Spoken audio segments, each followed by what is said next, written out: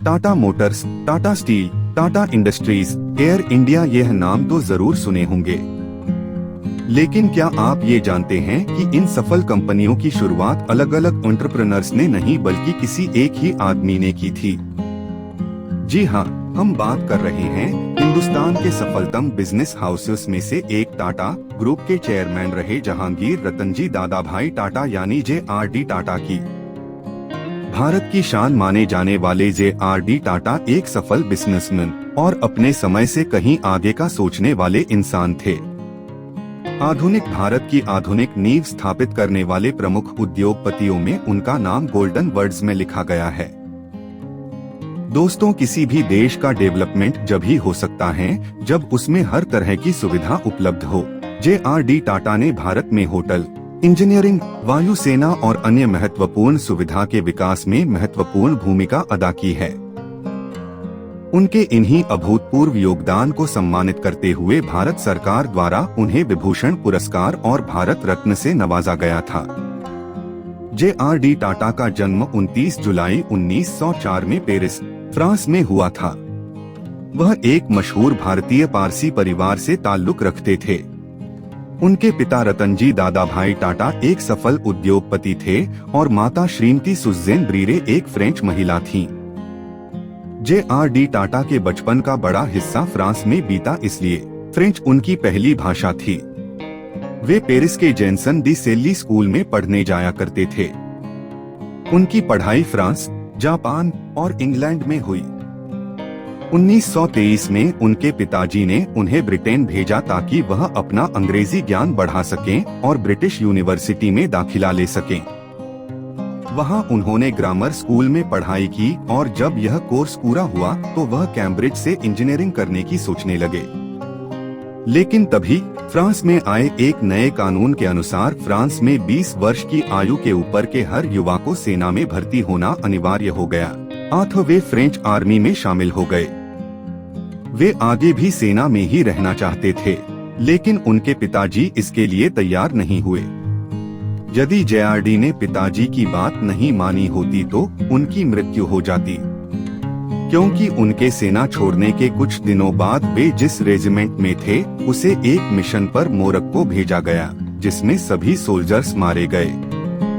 सेना से निकलने के बाद वे अपना कैम्ब्रिज से इंजीनियरिंग करने का सपना पूरा करना चाहते थे, लेकिन उनके पिताजी ने उन्हें भारत बुला लिया।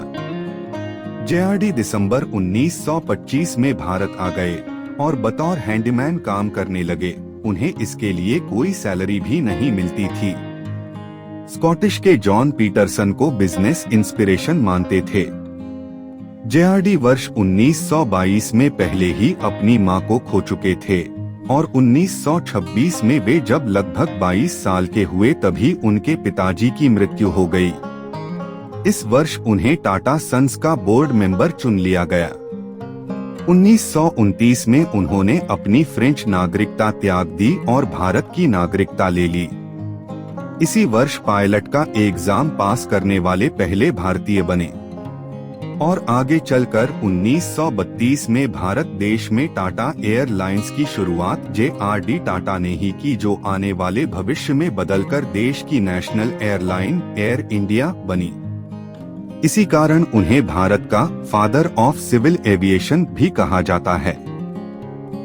JRD ने अब तक चली आ रही प्रथा की कंपनी की जॉब पोजीशंस पर परिवार के लोग ही असाइन होंगे को तोड़ा और बिजनेस ऑपरेशंस रन करने के लिए प्रोफेशनल्स को हायर करना शुरू किया। इस तरह से उन्होंने भारतीय उद्योगों को सफल होने का सही मार्ग दिखाया और एंटरप्रेन्योरियल टैलेंट एंड एक्सपर्टीज को बढ़ावा दिया। जहांगीर की एक बहुत बड़ी खासियत थी, जब भी कोई चुनौती या मुश्किल आती थी तो वह एक हिम्मती लीडर की तरह आगे आकर जिम्मेदारी उठाते थे और जब भी कामयाबी की तारीफ होती तो वह सारा क्रेडिट अपने कंपनी वर्कर्स को दे देते। वह जब प्रमुख पद से रिटायर हुए तब टाटा ग्रुप का एनुअल टर्नओवर 10,000 करोड़ रुपयों से भी अधिक तक आ पहुंचा था। इस सफलता का पूरा श्रेय उन्होंने टाटा ग्रुप में काम करने वर्कर्स को दिया। कुछ लोग होते हैं जो अपने अच्छे काम के द्वारा अपनी छाप छोड़ जाते हैं। जहांगीर भी कुछ वैसे ही थे। अपने 50 वर्ष के कार्यकाल में उन्होंने टाटा ग्रुप के एक एक व्यक्ति का इस कदर ख्याल रखा था कि 5 दशक में एक भी बार कंपनी में हड़ताल नहीं हुई थी। इस बात से पता चलता है कि वह कितने केयरिंग पर्सनैलिटी थे। भारतीय उद्योग जगत JRD टाटा की मृत्यु 29 नवंबर 1993 के दिन जिनेवा, स्विट्जरलैंड में हुई। उनका जीवन काल 89 वर्ष का रहा। मृत्यु के बाद उन्हें फ्रांस, पेरिस, उनकी जन्मभूमि ले जाकर पेरे लेच कब्रिस्तान में दफनाया गया था। आज डायरेक्टली इनडायरेक्टली JRD टाटा की वजह से ही हिंदुस्तान के करोड़ों लोग रोजगार प्राप्त कर पा रहे हैं। कोई भी देश अपने विकास के पाथ पर जब ही आगे बढ़ता है जब वहाँ के उद्योगपति और राजनेता एक ईमानदार सोच रखते हैं। थोड़े बहुत भ्रष्टाचार होना आम बात है, लेकिन यह महानुभाव आज के दूषणों से परे थे। इन्होंने सदैव नैतिकता और सदाचार का रास्ता अपनाया। यही कारण है कि आज भी टाटा ग्रुप भारत के सबसे विश्वसनीय बिजनेस हाउसेस में से एक है। अगर एस्पायर आल का यह एपिसोड आपको पसंद आया हो तो मोटिवेट करने का लिए चैनल को सब्सक्राइब जरूर करें।